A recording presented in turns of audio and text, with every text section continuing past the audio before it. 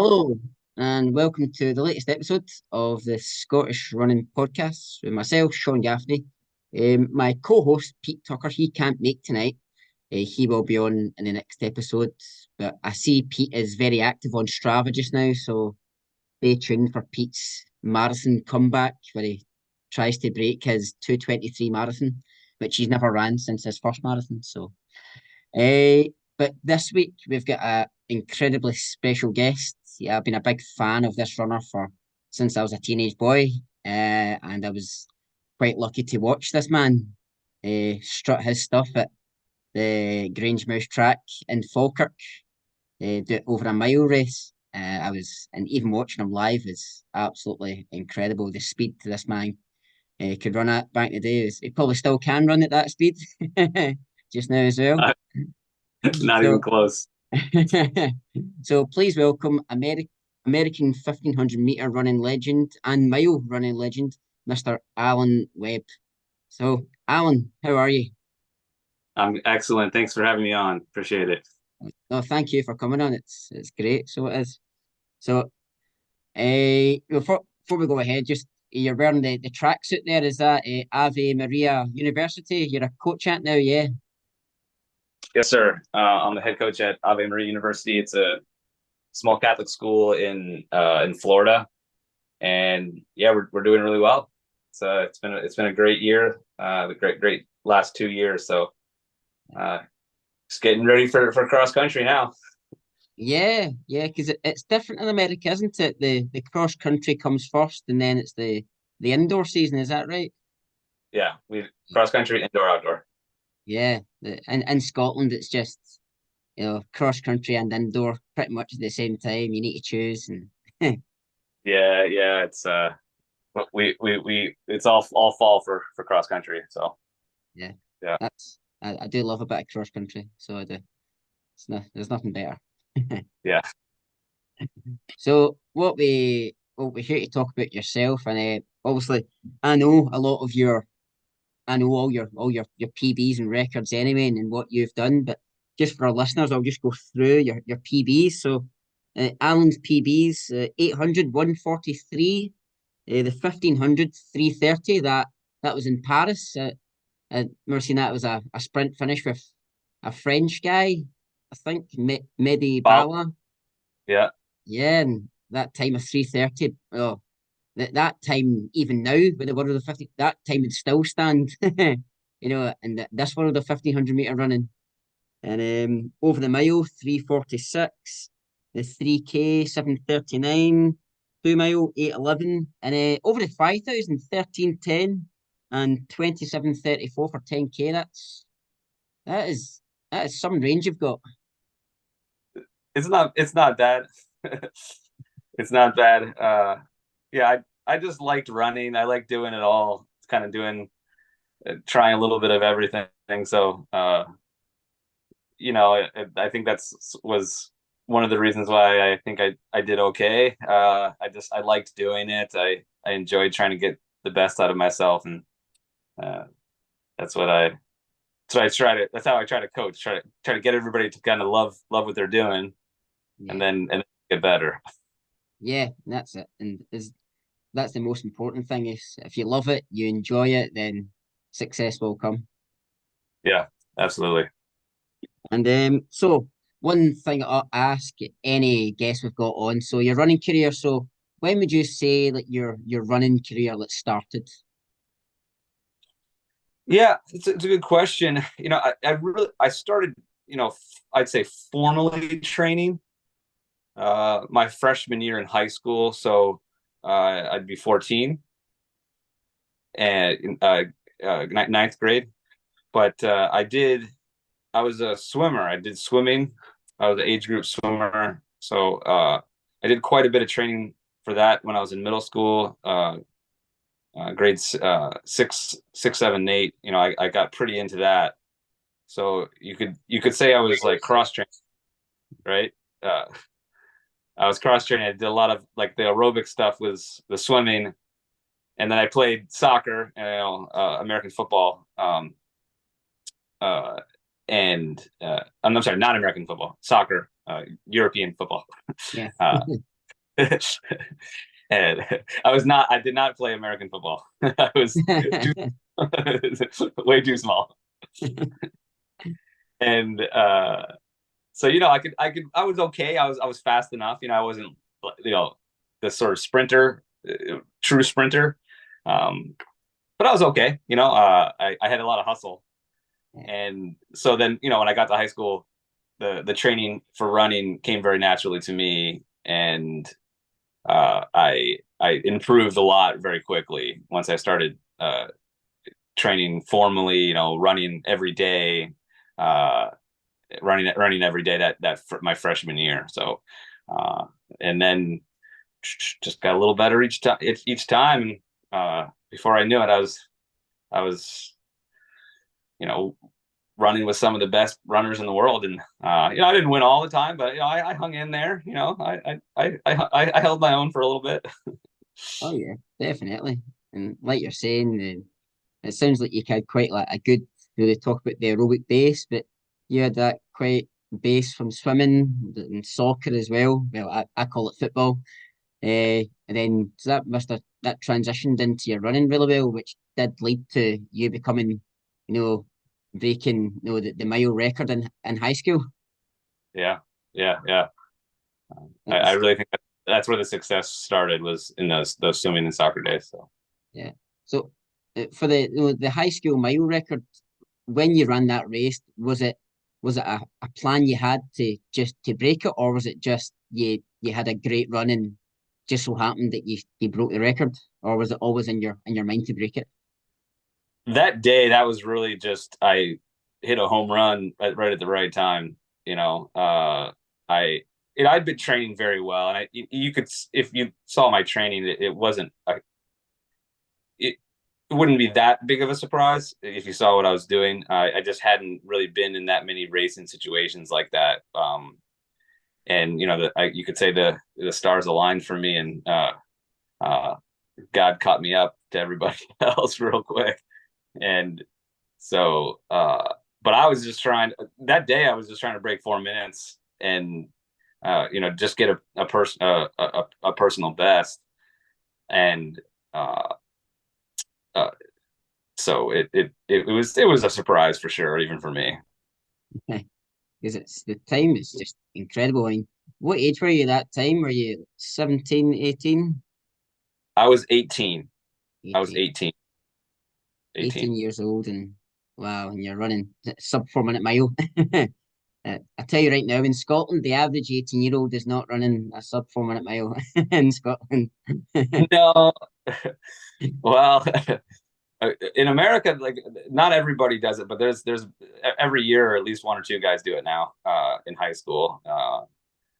So you'll see. Maybe Scotland's, it's a smaller country, so it could happen. You never know, especially with the standard we've got just now with Neil Gourley, Josh Kerr, Jake Whiteman. We've got three guys out of Scotland who they might inspire the next generation to maybe we'll ever Scottish Schools Championships maybe have a sub 4 minute mile in there 1 year. You never know. We'll see.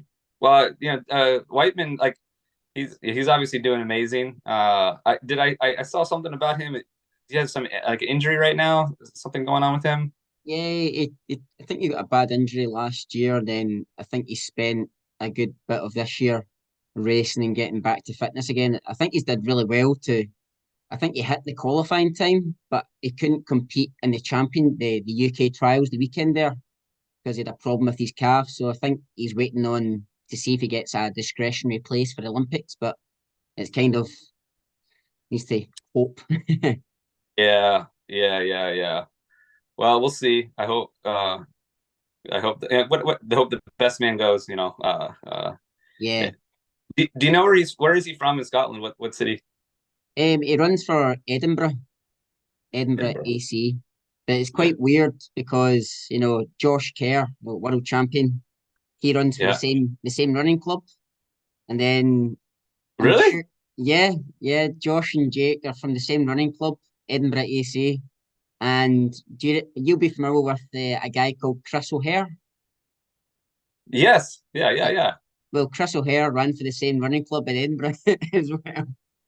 Oh, so Josh is Scottish as well.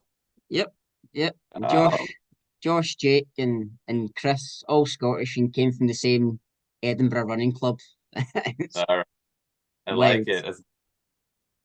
That's good stuff. Yeah. So, Yes. well, you know that we were.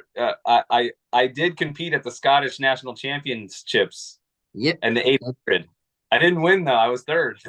Yeah, I seen that. It was I third. was I third. think there was a couple of good 800-meter runners from Scotland back then. I think there was a couple of guys who were at that time they were running quite good times for the 800s. I think their Yeah. time was like 147 in the final or so. Or Yeah, I think I ran maybe 149 that day. I had an injury that year and I was sort of coming back, and that was during, I think that was like in the middle of, I forget what was going on, but I was just coming getting back into my fitness, and my agent Ray Flynn, who's from Ireland originally, he sent me over to run there, which I thought was awesome because they accepted uh, uh, non Scottish athletes to run.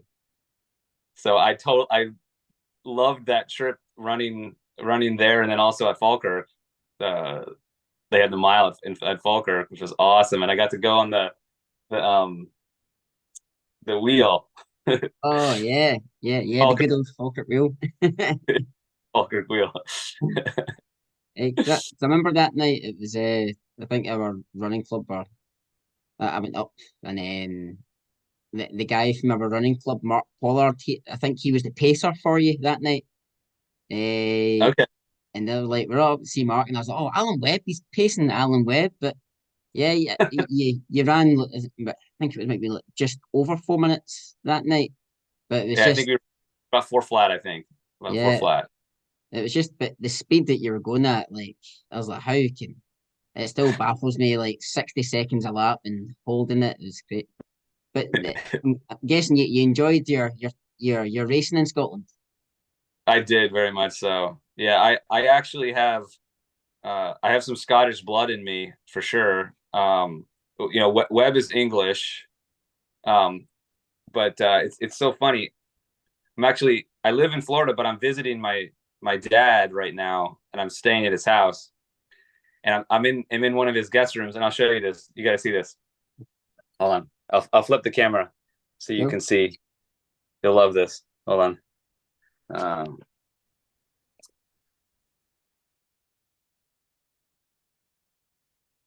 let's see if this is the closet, and you got this right here. Oh, excellent. It's the Brilliant. that is it's a tie. It's a Mackenzie dressed plaid. Uh, Out, so I have outstanding. we have Mackenzie clan in our blood. Oh, Uh, brilliant. yeah, it's from Sky Islands. Mackenzie and McNeil are in our bloodline. So definitely a little Scottish in there. So even though they said, oh, you can be outside, not a Scottish citizen, I do actually have the Scottish blood in there. So See, I knew I would get you on the Scottish Running podcast. You would have a bit of Scottish there in you. So excellent. That's brilliant. It's always good to. I think a lot of Americans they like when they always look back like, yeah, I've got a bit of Scottish there, and I'm like, yeah, love it, just love it. But yeah, but yeah, that was the Celtic Cup and the Scottish Championships. You ran it. It was just great to see like a big name like yourself, like running at our like national championship, a big name like yourself. It's just incredible, and just showing people, here's what an elite level athlete looks like. And you're saying about your swimming background, but I remember you looked. I remember it also at Falkirk, but the pictures when you're running, like coming over the finish line when you've won the American Championships, you looked as we say in Scotland, you look quite solid, you look quite muscly. Is that is that the swimming background, or was that like a gym program you had? I'd probably say a little bit of both. Um, yeah, I mean, I did a little bit of both. You know, I would get in the pool still even when I was competing as a runner. But yeah, I'd get in the weight room and go a little bit, go pretty good. I think that was actually one of the mistakes. I think I did a little too much at times. Mm. Um, you know, when I got that balance right, you know, I did really well. But I think I made a lot of mistakes there too. Just in retrospect and sort of learning a little bit more about you know, just about strength and conditioning and what's really helpful. You know, I was certainly trying, but you know, it was a little bit misguided at times. So I hope it's helping me be a better coach. I hope. Yeah. You know. So yeah, yeah, I wasn't the little guy out there. You know, when I was running. Yeah, no, exactly. You seen a lot of the other runners, and the people that you competed against. Likes of like Lagat. He was dead skinny. Very very skinny. Then it was you. You were you could there was a lot more muscle to you than there was to Lagat. And the likes of say, I know it's controversial, but Kiprop, he was just tall and lanky and very very skinny. Whereas yourself, it just seems as if you had a lot more power to you. Yeah, well, I think I came from a different direction. I think um, I was, you know, in the end, I was probably more of an 800, 1500 guy, you know, 800 miler Yeah. compared to, I think Legat was more of a 1500 5K guy, you know, when you look back at his career. So I just came at it from a different angle. You know, we sort of met in the middle, you know, in terms of, you know, if you compared myself to Legat, who had to compete against quite a lot when he became an American. So, um, a yeah, I mean, that's the mile is kind of a funny, you know, it's a middle, it's like they say middle distance, so it's kind of right in the middle. So how do Yeah. you how do you get there? You know, well, you got to be really strong and you know, really fast and really strong. So you, if you can find the balance there in one way or another, that's really the key. And so I think it's sort of playing to your own strengths. You know, I think Legat was more of an aerobic type runner, and his body type was a little different than mine, and so he just kind of did it a different way than I did. Yeah, talking about like the mile, we need to be fast and strong. But I always ask this to all guests who have got a background in 8 and 15. What would you say is the most painful race? Is it the 800 or the mile race? Oh man, I mean,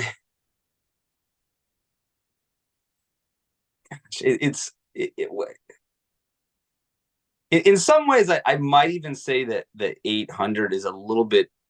If you use the term more painful, it's more painful in that it's more white hot, like it's like a higher degree, but it doesn't last as long. So it's it yeah, it doesn't quite last as long. Um, Whereas the mile is a little bit smoother, but then you got to go through it a little longer. You know, so you know, I still think it's kind of pick your poison kind of thing. You know, like which one you know. But the 800 is a little bit more on the spectrum of that white hot. Really, you know, you're just buffering through those uh, uh, those the battery acid. You know, I mean that's what's going on. Yeah. That's what's happening inside your body.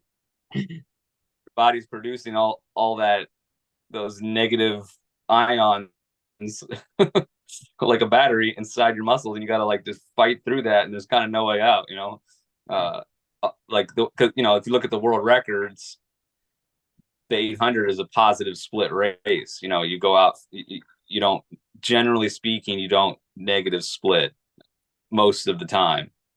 Whereas the 1500 mile is usually closer to even splits. You know, you got to be a little bit smoother with it. Hmm. So that could just be an indication of it. So, you know, if you're just gonna say like what's the more white hot one, I'd probably say 800. But that's not to say that the 1500 just doesn't hurt like crazy, you know, because Yeah. it's really the one where you get to about 600, even probably 500, and you're thinking to yourself, I don't know if I'm gonna be able, like, I don't know if this is possible, you know, like, and then somehow you make it through, kind of thing, you know. And especially at your level, you've got Africans and stuff who are kicking, who keep surging the pace, etc. as well, and that makes it even worse. Yeah, yeah. So it's um but they're both fun, and they both have their sort of nuances that you have to really work through. You know, during the racing season, you got to find that it's find that balance of, like, you know, in the 800, like, what does that first 400 feel like when you're running it, so that you're right on that line where you're pushing, but you're not going too far over the edge so that you can't keep going. Yeah, Same in the 1500 miles, just where can you get in that rhythm early enough and be smooth, but also, you know, ride that line just enough so that you can just keep that momentum rolling the second two laps, and then just pray to the Lord that you got something left if somebody's coming up on you on the last 200, like, you know. yeah, You absolutely. that race in Paris, I didn't even kick. I was just kind of like, I just kept going, and he just kind of fell a little bit.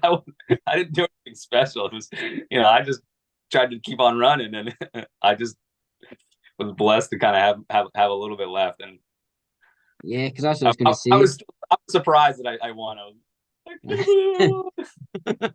Yeah, because I was going to say you're talking about being smooth. Like you looked so smooth at that 3:30 run in Paris, and I was going to say like did that feel smooth?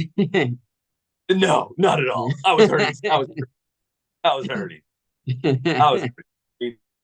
See, that's the funny thing. Uh, I try to tell sort of other athletes when I'm sort of coaching, like in the coaching role now, I'm like, I say, all those elites, it might look easy, but inside it's a burning furnace, just like everybody else. It's still hard. They might just have a smoother stride, so kind of it like looks easier, but believe me, it was certainly not easy. I can tell you that. Uh, Yeah, I say that as well. Like locally, like my PB for 5K is like 16:10, and people like who maybe just taking up running, they go, oh, like, my God, like, it must be so easy for you. I was like, no, it's the exact same pain. If you're running a 25-minute 5K or 60-minute, it's the exact same pain. It doesn't get it's the easier. same. It doesn't. It just gets faster. That's the only difference. Yeah, just gets Yeah. faster, and the pain maybe disappears quicker afterwards if you get a PB or a gold medal, whatever. Yeah. That's true. That's true. That's true.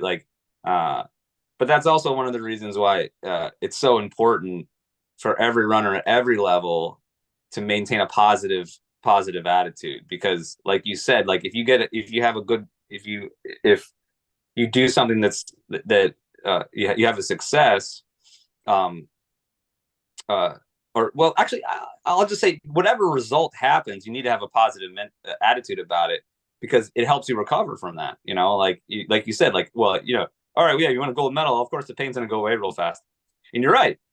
So you got to make sure that you give yourself the gold medal every time, no matter what happens, even if it appears to be a failure. You can always learn from that and then come back the next time. So you have to give yourself a pat on the back for the effort that you put in. Like, no matter what happens, you have to maintain a positive attitude, because I can tell you from my experiences, I did really well, but I also had a lot of bad ones. And one of my and that's really important to not do that. Sorry, you just broke up there a wee bit. Was that you were saying about one of your bad ones?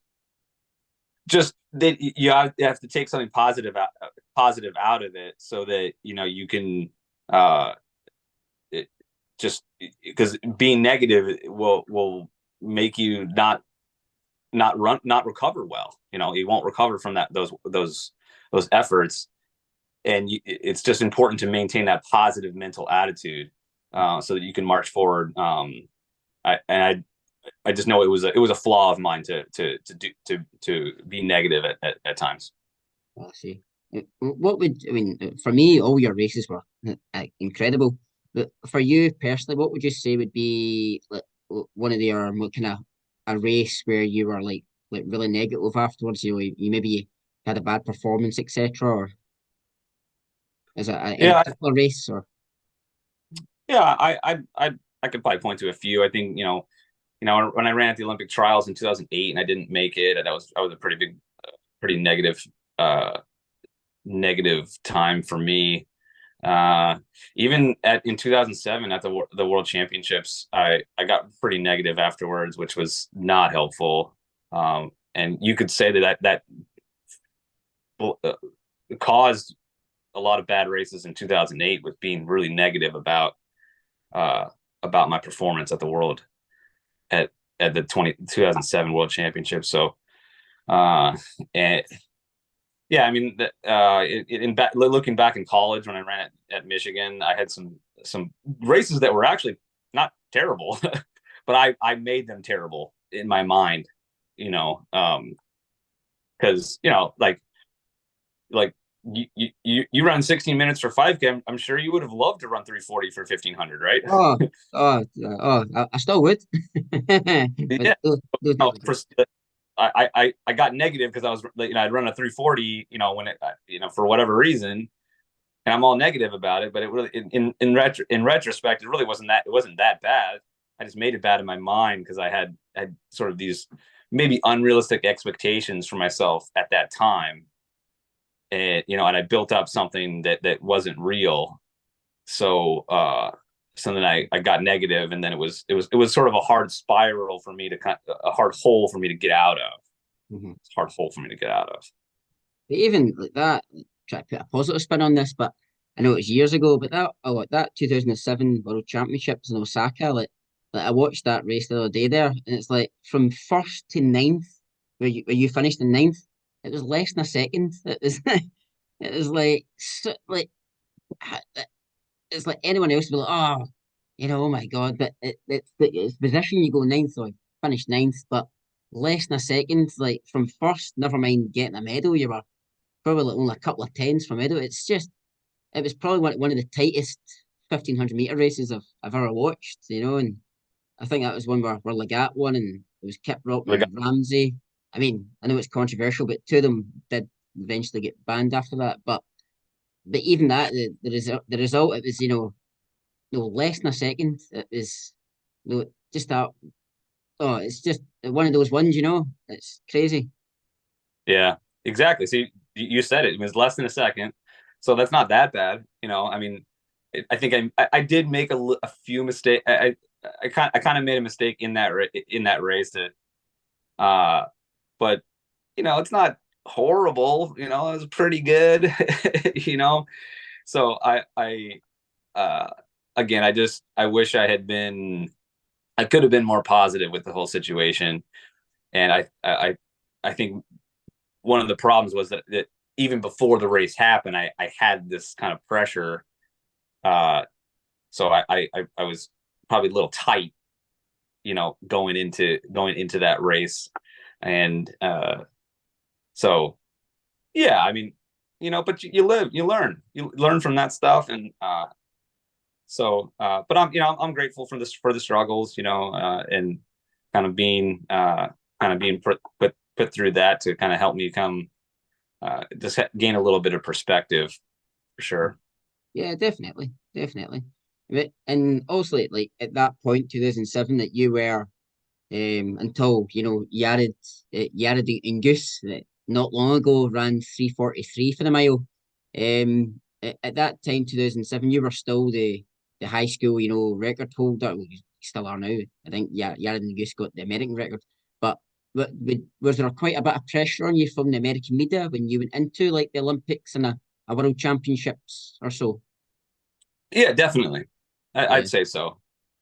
Well, I mean, maybe from the media, but I guess I put it on myself, uh, and so yeah, there was pressure there for sure. There was definitely pressure, and um, uh, but it's that's going to happen though, like and being once you kind of get towards the top of uh, the national rankings and then start working into the world into world rankings, that's going to happen.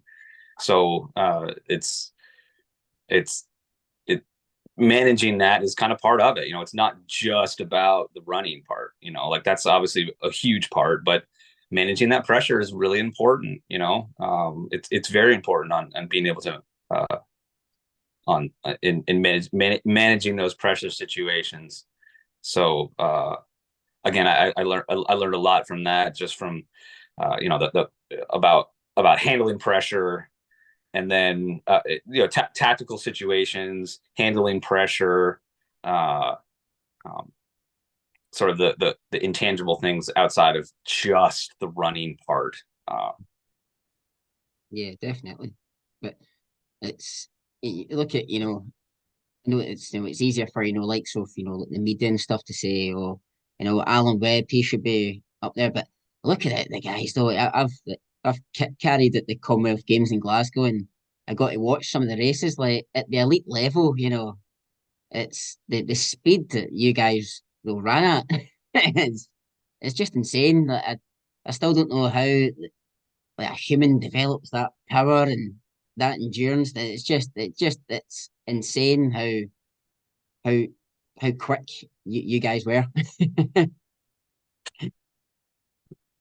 I mean, by the grace of God, man. Like I don't like looking back. I don't. I, I I sort of know that other people work hard, and so I uh, some of it is just sort of genetic gifts, I guess, and or maybe not just the genetic gifts, but also the gifts of where the circumstances of your life leading up through your development. It matters a lot. I was blessed with a lot of things, including those being put in the right situation, good coaching, and Yeah, so yeah, yeah, definitely. And did you stick with like a coach like, from high school, or did you switch coaches as your career went on?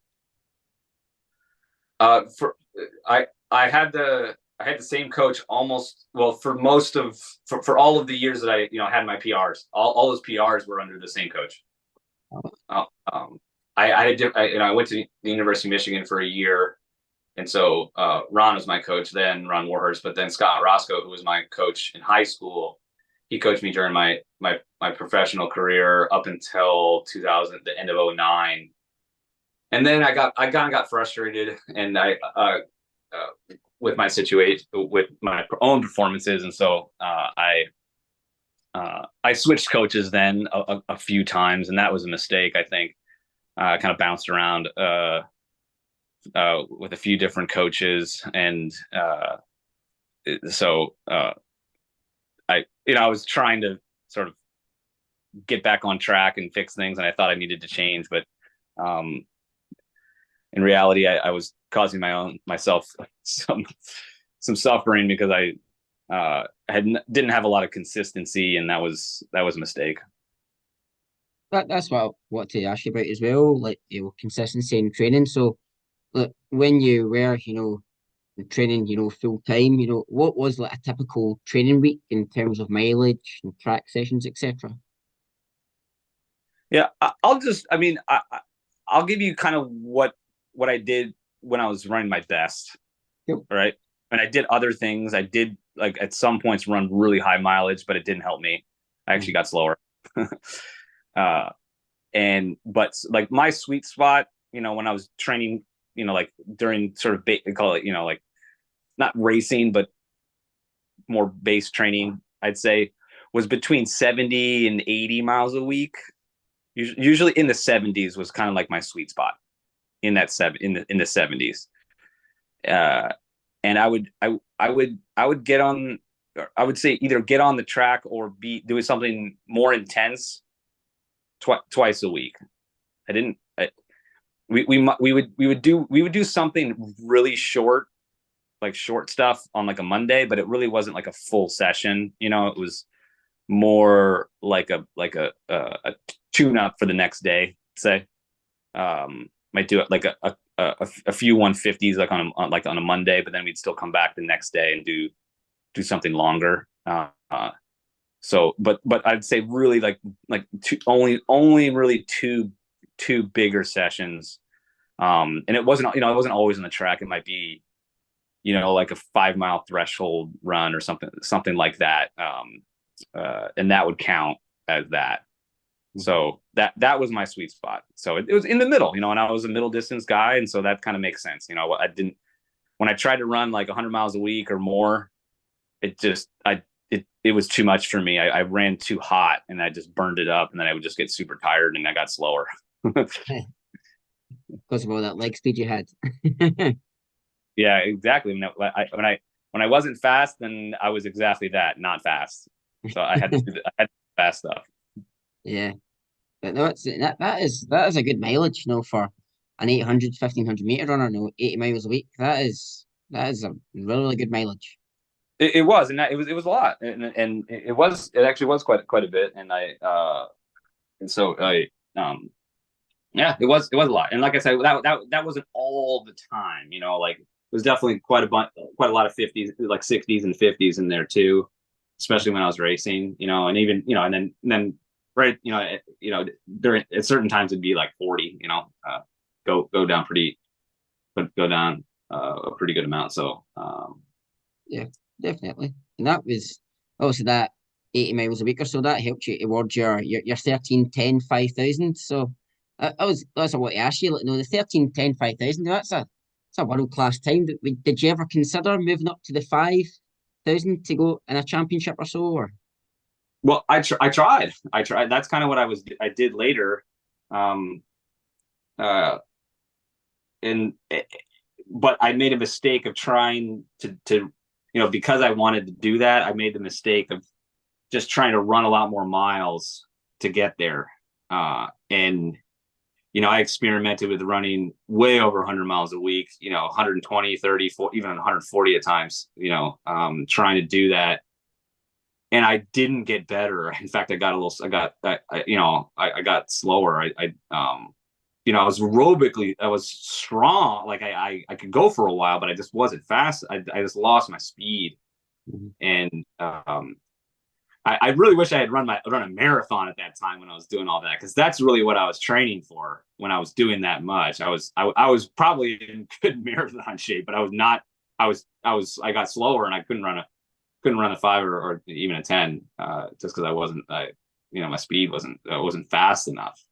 Yeah, I mean, with that mileage, yeah, 140 miles a week with your, you know, background of 143, 330, you know, the marathon pace would have felt no problem for you. Yeah, but I probably run 143 for like 600, not 800. It's one of those things, isn't it? It's like, you know, go up to the distance, but then you need to kind of sacrifice the speed to, you know, to build the marathon legs. You know, I've been there myself, I go to the track, I'm like, in the summer, like, oh, I did a rep in, 227, and then I do marathon train, I come back and I can barely break 30. It's You're like, wait, what happened? I can't even run 32.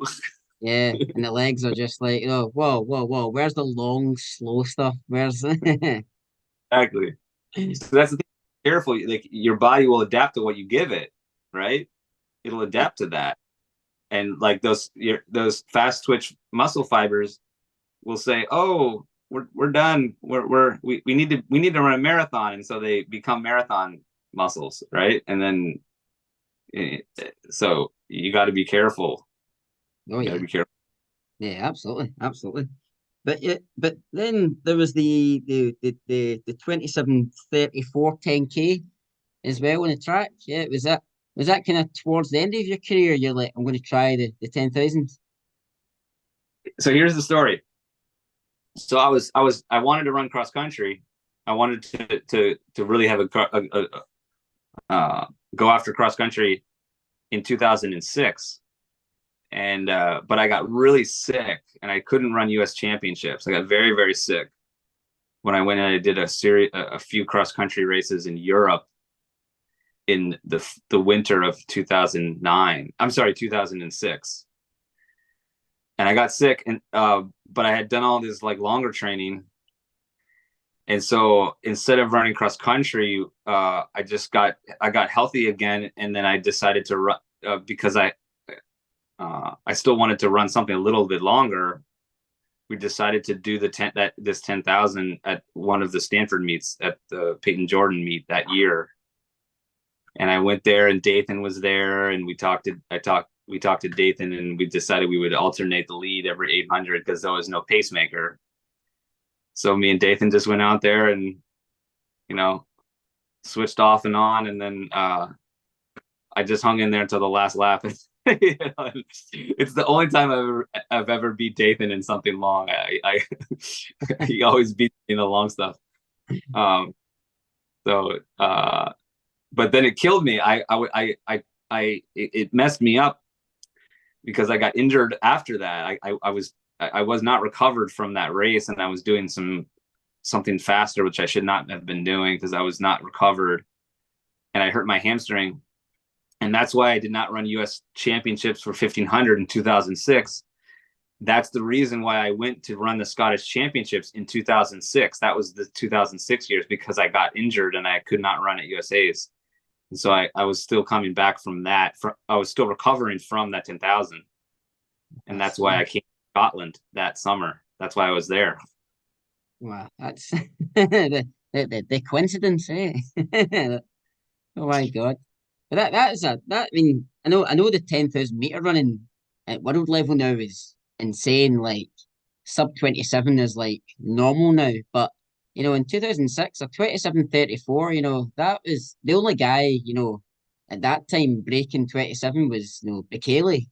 Everybody else was around the 27 and a half mark. So if you did It, go to a world champ or an Olympics, with your speed, you never know. I, it, I think at that time it would have been like in the top. It was like almost in the top 10 for Americans. Now it's like everybody Yeah. does that. Yeah, it's especially American athletes. There's the boy Fisher. He's Oh, broke 27. Yeah, it's now even just the Olympics. I mean, Chris Zielinski ran 27, just broke 27 minutes. And that was the American record. Now that's the standard just to go to the Olympics. You can't even go to the Olympics unless you run 20 under 27. yeah, it's quite crazy the Olympic standards now. It's even for the marathon. It's like I think it's like for the UK that some guys did run it. It was 2 hours 8 minutes, which is But again, there's maybe a couple of hundred Kenyans who can run that anyway. So I know it's crazy. It's so crazy. so in terms of the American distance running just now, obviously you get Cole Hawker and Yared and Goosey at the 15 and stuff, and Grant Fisher at the 5 and 10. Is American distance running, is it looking, has it got a good future ahead of it? Oh, absolutely. I think our group of guys is we've got an incredible group, uh, and we're deep too. I think it's not there's guys waiting behind them. you know, uh, so we've just got a fantastic amount of momentum uh, for all those runners. And I think that they've really believed that they can compete with anybody in the world, and they should. They have realistic goals of competing with the top guys in the world. So, Yeah. I'm just really, really, really excited to see what these guys can do once they get to Paris. Grant is just amazing me. He's doing really well, but he's also been very consistent too. So I'm impressed to see him just stay on it. And yeah, I'm pumped. I'm pumped for these guys. It's gonna be a great Olympics, but and not just now. I think we're gonna continue to kind of be competitive for years to come. I don't see us kind of backing off. Um, I don't see us backing off. One American runner who I love to watch as well was the steeplechaser, Evan Yeager. Yeah. Oh, yeah. Evans. I've known Evan for a long time now. He's not going to go to the Olympics though. I don't know if you saw that. The guy from the BYU guy, Kerrigan, he got the standard, so Evan's not going to go. But Evans just done so much for the steeple event in the U.S. So I think all the steeple guys kind of owe him a little bit of gratitude for kind of paving the way to really being a legitimate contender at the top.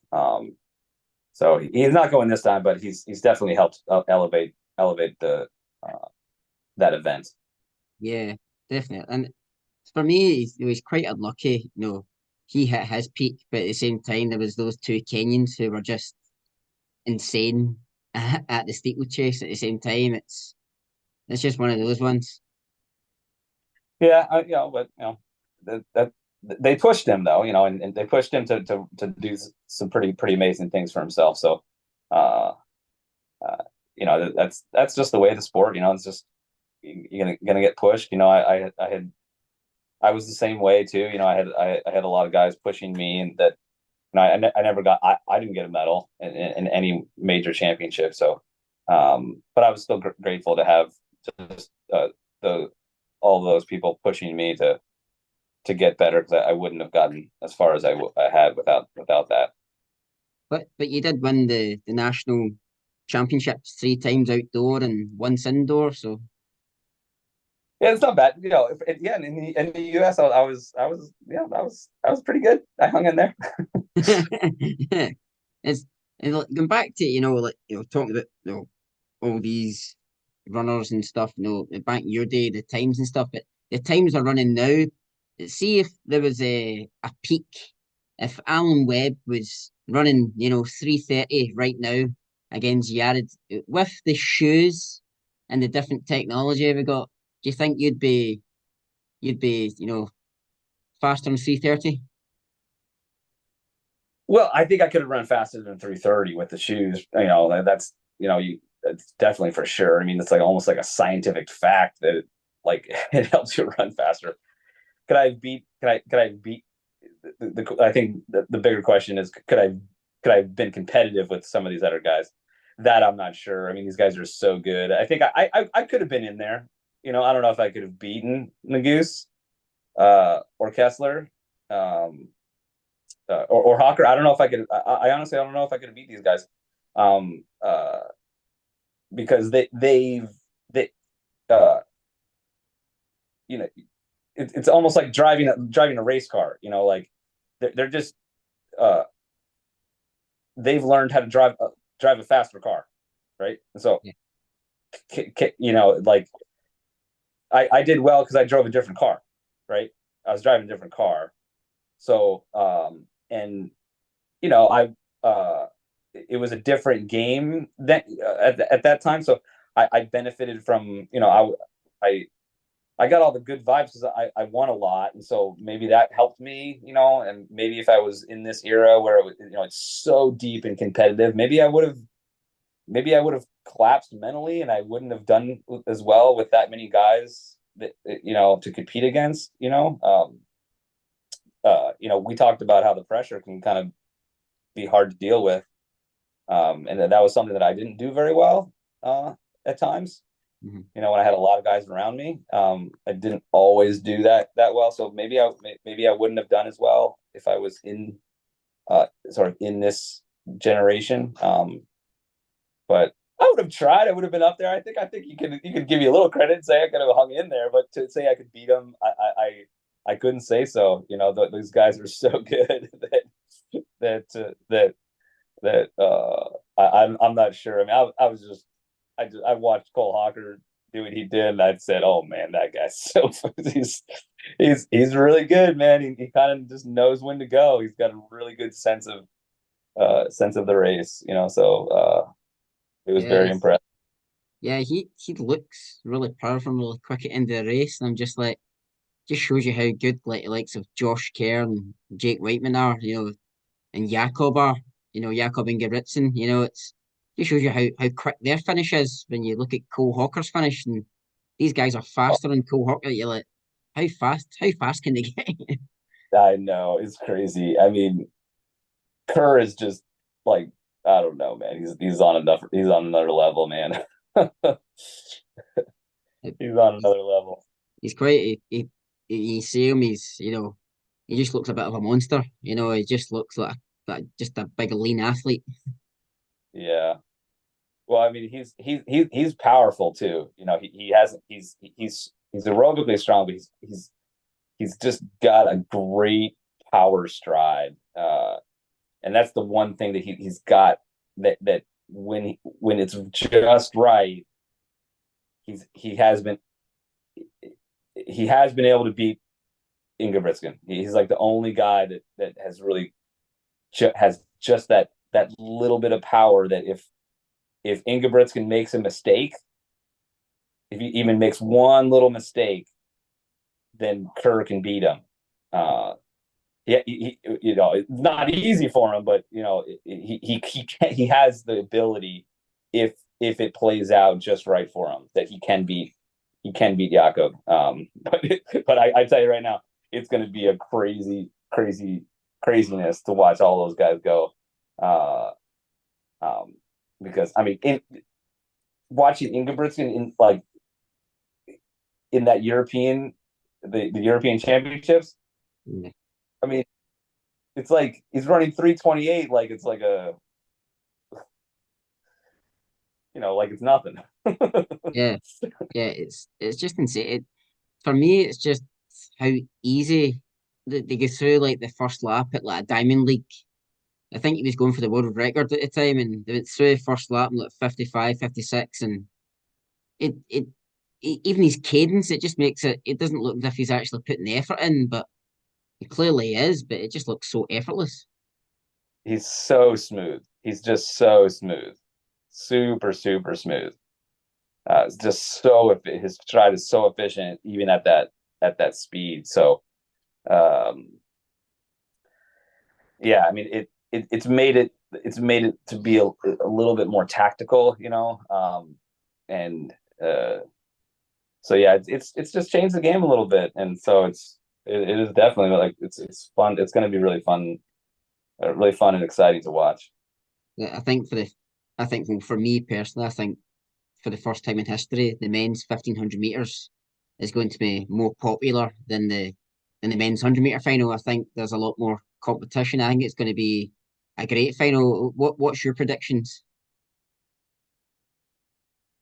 I actually kind of want to know if do you know if the 5,000 is first or second at the Olympics? It's usually second, but Second. usually just going by the the last World Championships. But Yeah. again, they might change it for the 15 might be the one of the highlight events, so they might put that Push later it. on.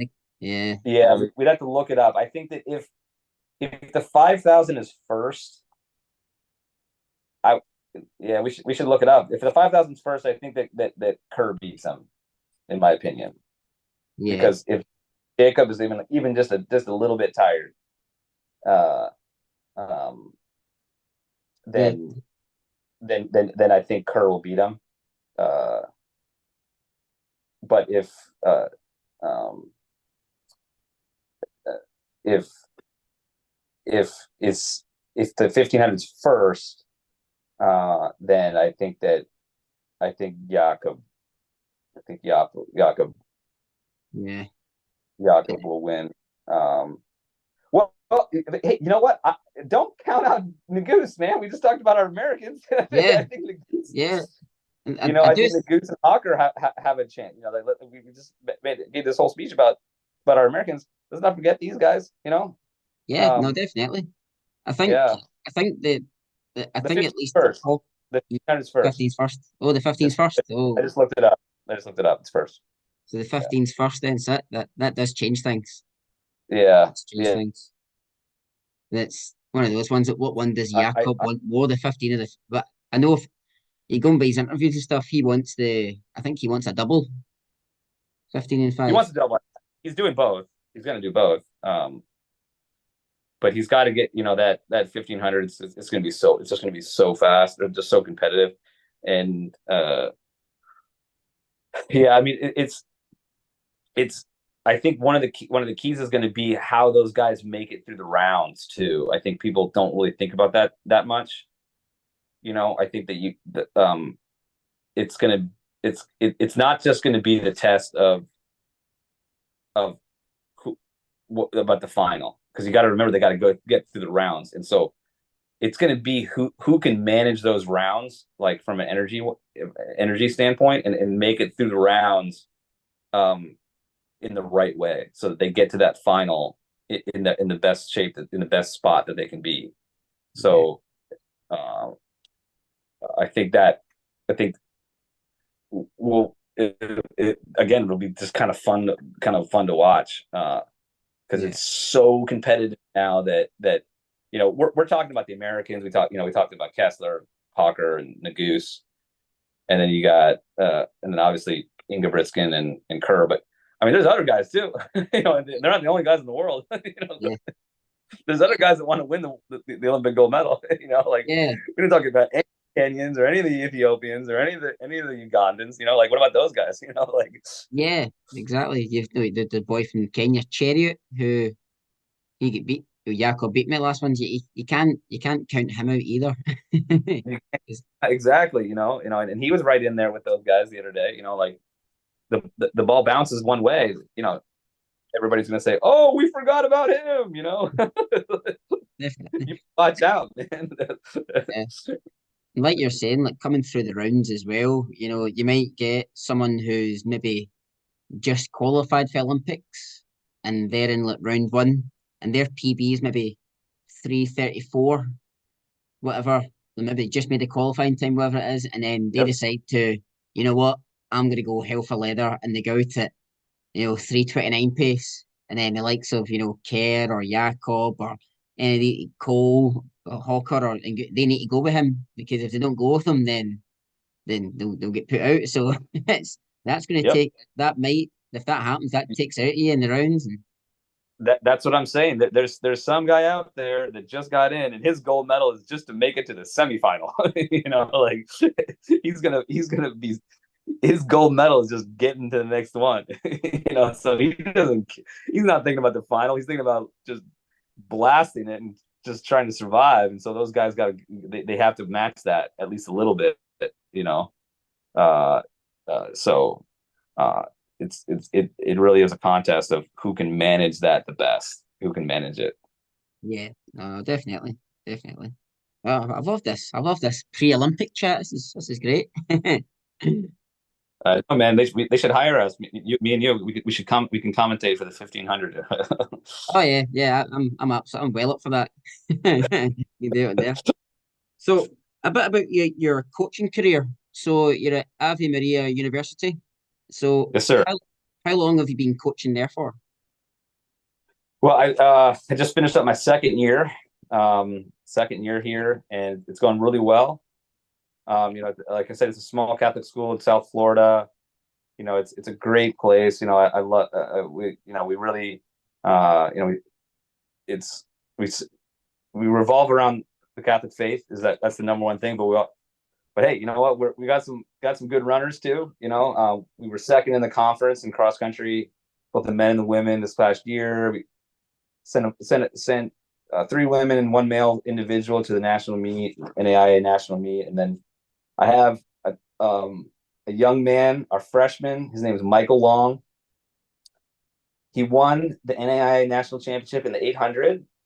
Then he won the under 20 USATF 800, So he made the U20 world team, which is at the end of August this year. He ran 147.54. So, and this kid is so good. He's fast, man. So I'm just so blessed to have this young man around that I can coach him. And he's just really fast and he's gaining momentum. He ran 150 in high school and he's down to 147. I believe he can keep on going. I think the sky's the limit for this young man. And he's just gonna continue to improve. And I think in a year from now he could be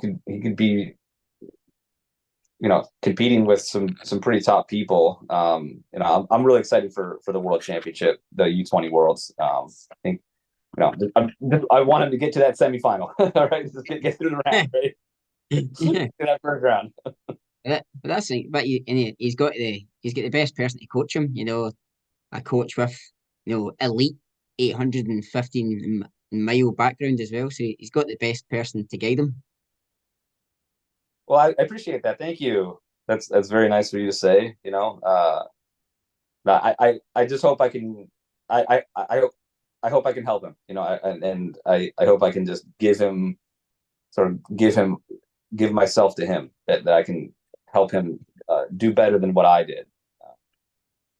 So it's good that you've experienced that in your running career, and now you're giving back to the running community in America as well. That's what it's all about, If for sure, yeah, it is. Yeah, and I take a lot of satisfaction in that. Take a lot of satisfaction. And as a coach, what is your kind of training philosophies? Is there, for example, some coaches might say no racing during workouts, etc. If you get any kind of coaching philosophies at all that you stick by? I would say that I would probably say I'm like a man of moderation. I think that I like having the blend of things. And I think it's it's okay to push at times in training, but you just be careful when you do it. And just always keeping in mind that you need to recover from whatever you're doing. Mm-hmm. And so I try my best to just keep everybody moving and try to build momentum through your season and year, and then also career too. So so just usually it's somewhere in the middle. Like how much do you do? Well, you can't do nothing. You can't, but you don't want to do too much. So I try my best and try to find where each person can be pushed, but not over the edge. Yeah, and that's what it's all about. I'm a big believer in that as well. From for example, on Saturday I was training and I got to I'm trying to get back into shape just now, but my plan was to do 15 400s with a short recovery, and I got to 12, and after the 12th one I was like gasping, and I was like, nope, that's me done. Like, don't even try a 13th or a 14th. You just go back to square one again. Just keep it easy. But yeah, but then you read a lot of like the likes of Kipchoge. Numerous articles. Kipchoge came out and said, he never, does too much in training. He always, if he feels if he's getting to that point, he hangs back. Yep. Yeah. Yeah, exactly. And I think Ingebrigtsen has had similar comments. I know he works hard. He definitely works hard. Yeah. But he's pretty smart. He's pretty smart with it. It's pretty smart. So I think it's an important lesson. It's an important lesson. Yeah.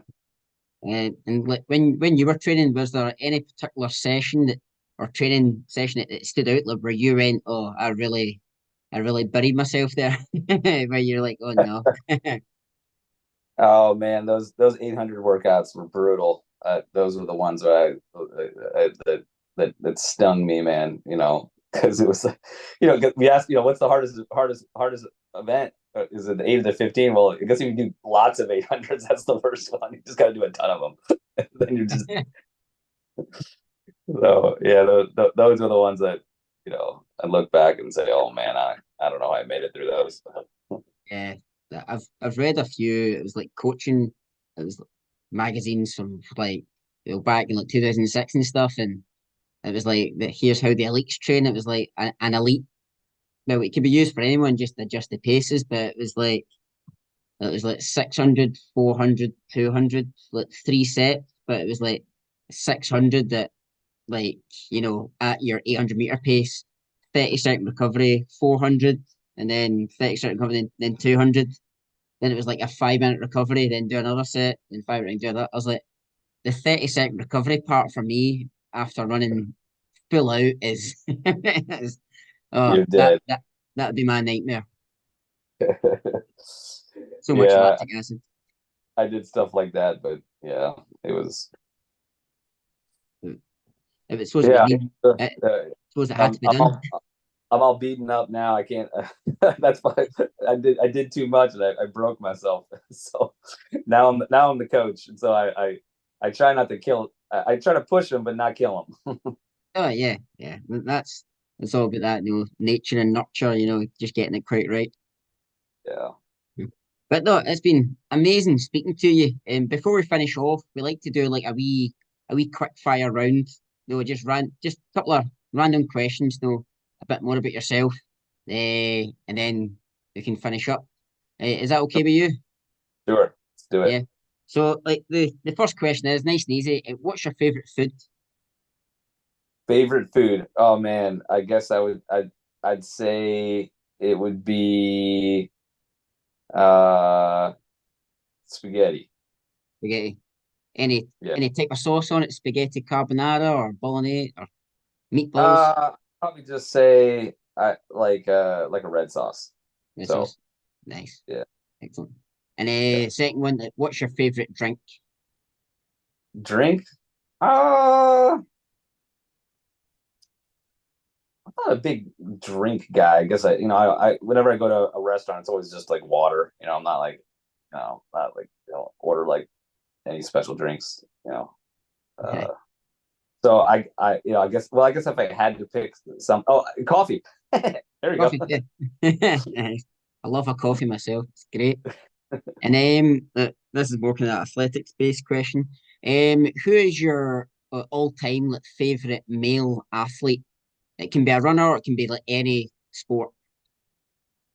All time favorite male athletes. I'm gonna say Jim Ryan. Jim Ryan. Excellent. We had I don't know if you know him. You probably will know him. We had the Tin Man Schwartz on about a Oh, year ago. Yeah, yes, I love Tom. Me and Tom are yeah. buddies. Oh, He's nice. he's like a mentor of mine. I've learned so much from him. That guy's awesome. Oh, yeah. He was great. He was great. Like he just spoke the whole time. He didn't get any questions in. He just spoke about athletics and how much he loved it. And yeah, he was telling us a story about when he did a race, and it was like when he was also a lot younger, and I think he got up to this guy and he's like, that's Jim Ryan. And then he said Jim Ryan out sprinted him. And then he got to him at the finish. He was talking to him and stuff. He was saying Jim Ryan as well. Like, yeah, so I'll need to send you the link to our episode with Tin Man. So All right. yeah. And next question: who's your favorite female athlete? Favorite feat like all time, like any sport? Yeah, Man, favorite female athletes? Uh, well, I don't know if I don't, maybe I don't have time to think too hard, but I'm a big fan of Sydney. I love her. She's yeah, doing so good, and she just she's got some faith. She's got some the faith in our Lord Jesus, and I love that she brings that out. So I just want to encourage her. So I might be forgetting somebody, but she's at the top of my mind right now. So I'm gonna give the nod to her. excellent. And who's throughout your whole running career? Who's the most like interesting person you've met like through your running career? the most interesting. Like, Man. it can be interesting, like either like intelligent or like, that they were quite crazy, or Uh, hmm. It doesn't have to be an athlete, not necessarily an athlete. no, can be anyone that you've came across. Gosh, no. Um, who could I say? Uh, Tom Schwartz is a pretty interesting guy. Yes, he's he is. He is an interesting guy. he's an interesting guy because he's like the encyclopedia of running stuff. Like if you ever have like a science question, you can talk to Tom about it. Yeah, it's So like we he's were. just got a blend of just like knowledge and experience, um and he's also just like a really just a sweet guy, sweet man, and just very kind, and so I don't know if that's the right answer to like who's the most interesting, uh so but I guess you can put him on the list. Yeah, yeah, yeah. Because I remember we were asking him, like, we were talking to him about the shoes and stuff, and like you were saying, like he's in like like a kind of encyclopedic mind. They just there on the spot. He worked out, you know, like per lap over a mile. What a person is that? So he's like, yeah, I worked out just there. It's like 0.7 of a second per lap over a mile race. I'm like, how did he work that out on the spot? Yeah, I mean, like, you're like, okay. Okay, like if you say so. And Yeah. then for the final question, so what's your favorite like sports team? Oh, my favorite sports team. So I guess I grew up in Washington D.C. Um, and so I guess the Washington Commanders, uh, the American football team. Ah, cool, cool. Even though we've been really bad most of the time, but we got some new owners, so I hope that'll change things. And uh, so yeah, I guess I have to keep that loyalty to that, even though I have my disagreements with how things have gone. I'll Yeah. say And do you have a favorite soccer team at all? soccer. I don't. I couldn't even give you a team because I don't even follow it enough to really give you a legitimate answer to that. I guess I would just probably say DC United, but I don't even know how they're doing. It's we've I think MLS soccer's starting to kind of get more popular now in the world. It's getting A there. little bit. I just don't follow it that much. I'm kind of a bad fan. I don't follow other sports like a ton. Uh, so you, like I said, I can't even really give you like a good, except for like the DC United, which is where I grew up. Yeah, That's about all I got. I have no idea what's going on with like Manchester United or Chelsea or any of those teams. I have no idea. yeah. Well, the guy I usually co-host with, he's a big Liverpool fan, so he'll tell you that Manchester United are doing really, really bad just now. Oh, are they doing bad? Yeah, I think I've got another friend who loves them, and yeah, we always make fun of them. They're like, yeah, Man United are so bad just now. That yeah, one of those ones. Well, I do know that there's like like people get so like fired up, Liverpool, Manchester, Chelsea, all Oh, that stuff. I know it's like it's super intense. oh, So that uh that's nothing compared to in Scotland with Celtic and Rangers. Oh, it's another Celtic level. another level. Yeah, yeah. Like be careful what you say, or you'll like somebody will like tackle you and start a Yeah, fight or something. it's crazy, crazy. I forgot. I've got like one last question. I don't know how I missed this one. What was your favorite session? My favorite session. That's a great question, and I, I gave you my answer of like the 800s was sort of that was the session that I knew it could give me an indication of my fitness. We do like an 8x800 session, and I felt like that was sort of almost like a fitness test. But I liked all of it. I like doing I like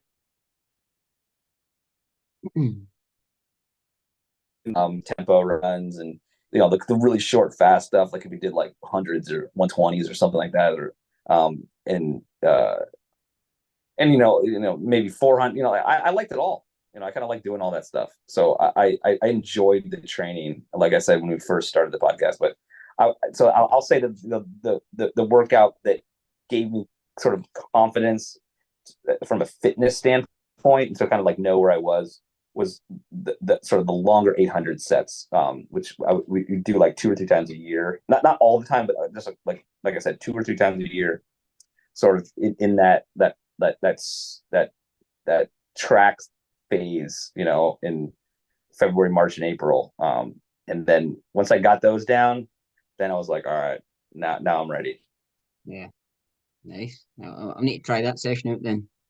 So I shall. Yeah, you got to start off at like 10K pace, and you don't get a lot of rest, but then you got to get faster, and you get more rest, but you got to get faster each time.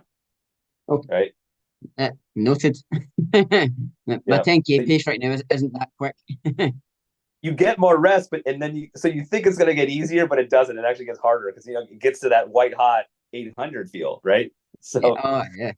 So some of my coaches, like at the end, you're like, all right, you get 4 minutes, and you're like, oh no, what? That means I got to go super fast. So it hurts. So Yeah, the mean speed. I mean, speed is necessary for a runner, but there's some speed sessions that I really don't feel well afterwards. I get a sore head, and I just I can't eat and stuff. oh man, yeah, you're toasted. Yeah. But this has been great speaking to you, and thank you again for coming on and speaking to us. It's a great honor. Oh, my pleasure. Thanks for having me. Yep. And yeah, it's great to kind of give back and get connected with my Scottish roots.